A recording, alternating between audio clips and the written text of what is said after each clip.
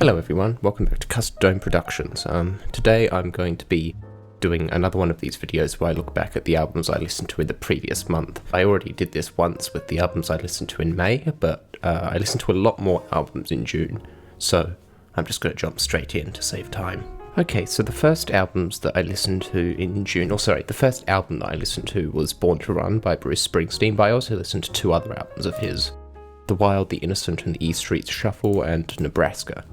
And I'm just going to talk about these three together because it's the same artist. But I met a few friends recently who are big into Bruce Springsteen, and he's an artist that was always a bit of a blind spot for me, but I've always been meaning to check him out. And yeah, I've always had a lot of respect for Bruce Springsteen, both as an artist and as a person, especially in recent times, but never really listened to much of his music. I knew a few songs, of course, a few really famous ones.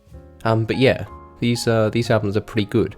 These first two, the more sort of typical Bruce Springsteen albums, less so sort of my thing. I don't have an awful lot to say about them just because, you know, they're Bruce Springsteen is a pretty iconic, pretty recognisable sound that I'm sure a lot of people are familiar with. And these two really sort of sum that up. I'm probably going to return to these albums at some point, as well as explore the rest of his sort of wider catalogue over time. But the one that stood out to me, and the album so far that is my favourite of his, was Nebraska, just because I'm always a big fan of sort of a very sort of bold, artistic left turn in an artist's career, particularly when, as this album did, it comes out during the middle of a commercial period. And I love how he took a very bold swing with this album, sort of moving away from his stadium rock sound that he was developing and being very successful with in the late 70s, early 80s, and made this very sort of sparse and very dark folk album. I'm a big fan of this record. I gave this one an 8, I gave this one an 8, and I gave Born to Run a 7, but it will probably go up eventually. So the next album that I listened to was Shoot Out the Lights by Richard and Linda Thompson. I've always been a big fan of Richard Thompson and his work with Fairport Convention, and so then when this album appeared in an album listening club in a Discord server I thought I'd check it out. I've heard their album I Want to See the Bright Lights, is that what it's called? Let me check this. Yeah, I Want to See the Bright Lights, and I've heard this album at some point, although I haven't rated it. And yeah, I'm generally less a fan of their solo work together, Richard and Linda Thompson being husband and wife, or they were originally, and then they broke up. I think around the time this record was made, if I'm not mistaken. I mean, it does have breakup listed here, so I'm assuming that sort of lines up. These albums are very well regarded, particularly this one and I Want to See the Bright Lights. But I haven't quite got into them yet. They have some memorable songs, but yeah, they're probably something I need to work on a bit. I gave this one a 7 for now, but might go up over time again. Okay, so the next album that I listened to isn't really an album, I guess. It's the soundtrack to the first season of Succession, which I finished last month as well. The whole show, that is, but this is just a fantastic soundtrack. It doesn't really, I think, stand on its own if you haven't seen the show. But if you have seen the show, it's a very memorable, very unique soundtrack that really fits the whole aesthetic of the show. It has some memorable tracks beyond just the main title theme. The title tracks being named like classical pieces sort of makes it difficult to point to exact ones. But yeah, there's some great tracks on there. It's a fantastically composed soundtrack by Nicholas Britell, very talented composer, and an extremely good show all around, like a 10 out of 10 TV show, one of my absolute favourites of all time now. Okay, Ballads by the John Coltrane Quartet. So yeah, I was just sort of in the mood for some John Coltrane, but not necessarily in the mood to revisit one of his more famous albums, so I threw this one on. Was pretty short, had a decent number of tracks, so I thought I'd check it out. And yeah, it was very nice, very pleasant, very soothing. It's not as perhaps complex or challenging as some of his later works, or even as impressive as some of his later works, or even some of the works he'd already made by this point. But I think it's definitely well worth a look if you're a fan of John Coltrane's stuff, which you should be. If you're not, then you know you're wrong. But yeah, I gave this one an 8. And I should have said that I gave Succession an 8 as well. Okay, this next one's a bit of a sad one, for a couple of reasons. So obviously, with the passing of Brian Wilson last month, I wanted to explore some more of the Beach Boys stuff. I'd only heard 4 of their records, and they made a lot more than that, so I wanted to explore more of their sound. And I'd heard that Love You, this pop sort of synthy album they did in the 70s, was a really interesting and really significant and really celebrated even. As you can see from my friends, this got like a 4 average. This is a very loved album. This is an album that a lot of people who are fans of the Beach Boys really love, but man, I could just not get into this at all. I found this very weird, and not necessarily in the best way. It was charming. It was charming enough that I gave this a 5 out of 10, which is like, I don't know if I said this in my last video, I give everything like a 7 or an 8 on a first listen. I'm a very generous marker, but this was just like not what I was expecting at all.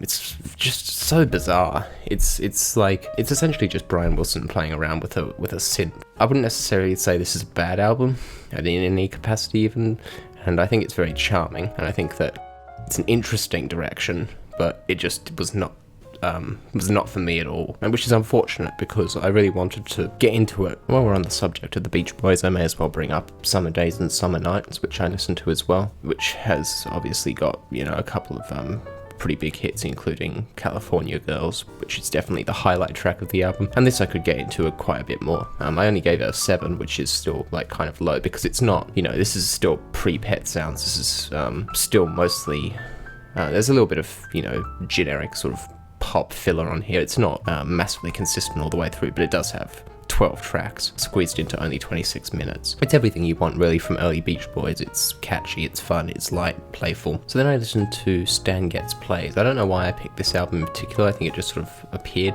on my Spotify, and I like Stan Getz. Yeah, this is a pretty early album from him. Not a whole lot to say here. Some pleasant jazz. I can't remember anything in particular from it.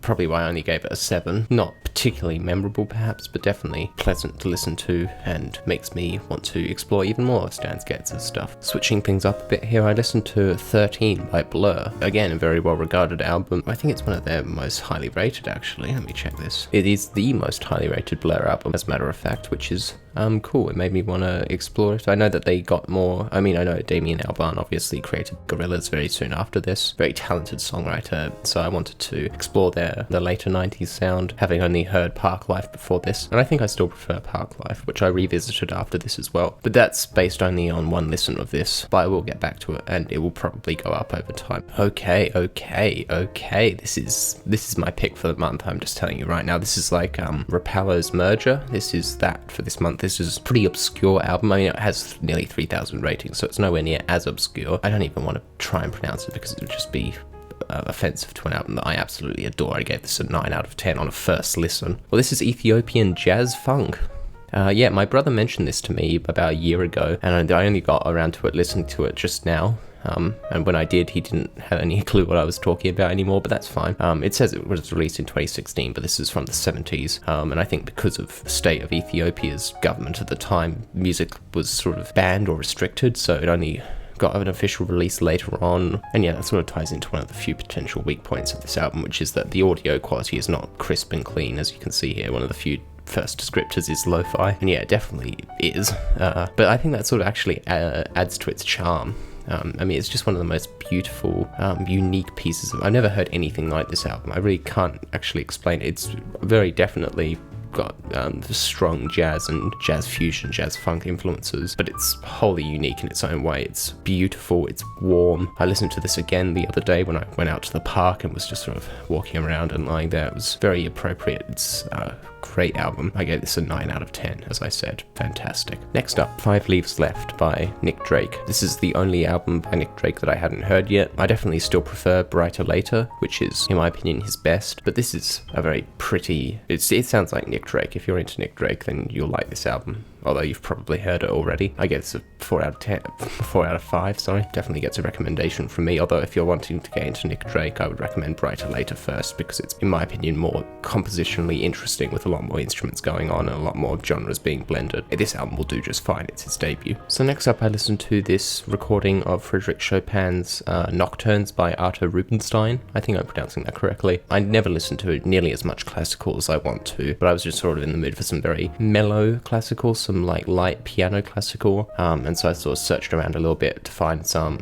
and the Nocturnes came up, so I found the most, I guess this is the most famous recording of it. It's got 4,500 ratings. Typically I need a few listens to really decide how I feel about a classical piece. Very pretty. I mean, there's some very famous pieces in here, of course. Everyone, I would imagine, knows who Chopin is, at least by name. Definitely gets a recommendation from me if you want some mellow piano classical. Okay, this is another album, jazz funk album that I'm not even going to try and pronounce, but it's from Brazil. This was a recommendation to me by a friend, and yeah, I really liked it. It reminded me quite a bit of Weather Report, who are one of my favorite jazz fusion bands. Got a great sort of 70s album cover here, got some great playing. Not hugely well known, so this is another one that would definitely be a shout out for me from this video. And yeah, very short as well, that's the other thing. It's under half an hour, so it's an easy listen, worth checking out if you're into jazz fusion, which again, if you're not, you know, you're just wrong. And yeah, I gave this album an 8. Okay, next up we've got the debut record by The Saints, which is I'm Stranded, named after the most famous track on it, of course. The Saints are a band from my hometown of Brisbane in Australia. And yeah, I only had heard an album by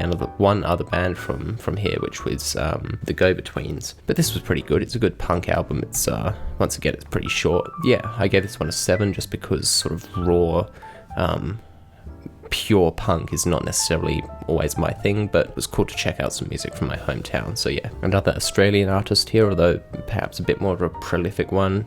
Nick Cave and the Bad Seeds is Murder Ballads, a very sort of dark but darkly funny album with some great songwriting, some great vocal performances, not just by Nick Cave himself, but the guest singers like, yeah, PJ Harvey appears on here. I'm definitely going to be returning to this one.